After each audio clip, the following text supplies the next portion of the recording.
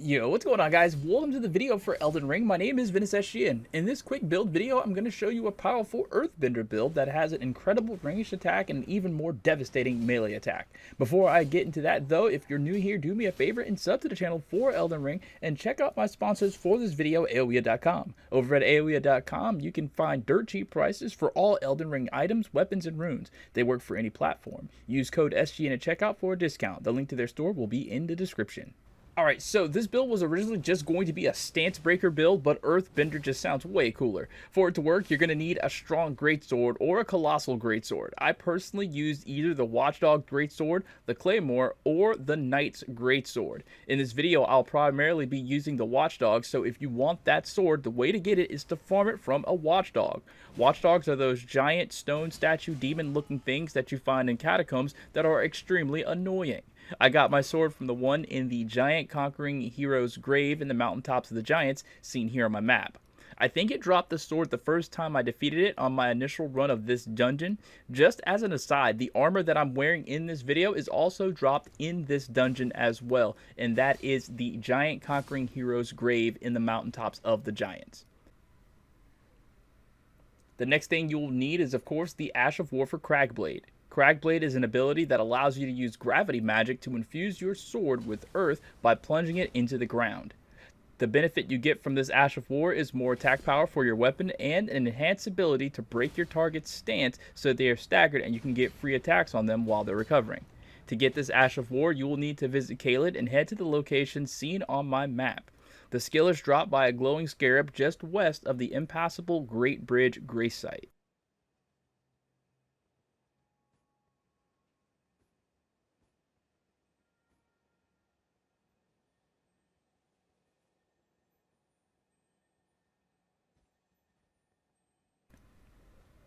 Next is the Incantation Seal. I used the Clawmark Seal for this. The Clawmark Seal scales off your strength, and you get it by visiting the Beast Clergyman in the Bestial Sanctum in Caelid. If you give him Death Roots, he will in turn give you the seal and a new incantation with every Death Root you give him. Death Roots can be found in certain dungeons and from Tibia Mariners, the little skeleton man in the boats. Next are the talismans. I've done a little bit of testing to see which combination does the most to the fire golems, and this one seems to be the best one, though I'm open to hearing any suggestions you might have. The talisman I use are Radagon's Sword Seal, which raises strength, dex, endurance, and vigor. Next, I use the Star Scourge Heirloom for another increase to my strength.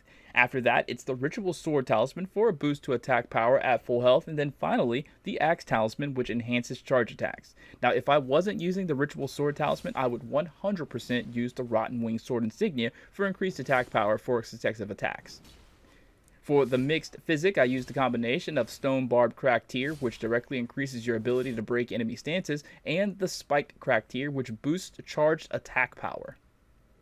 The incantations for this build are only 4.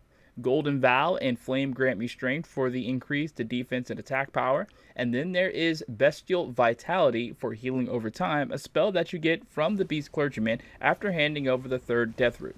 And then finally, Stone of Garank, a spell that allows you to throw giant boulders like an Earthbender would. You get this incantation from the Beast Clergyman after giving him the 6th Death Root.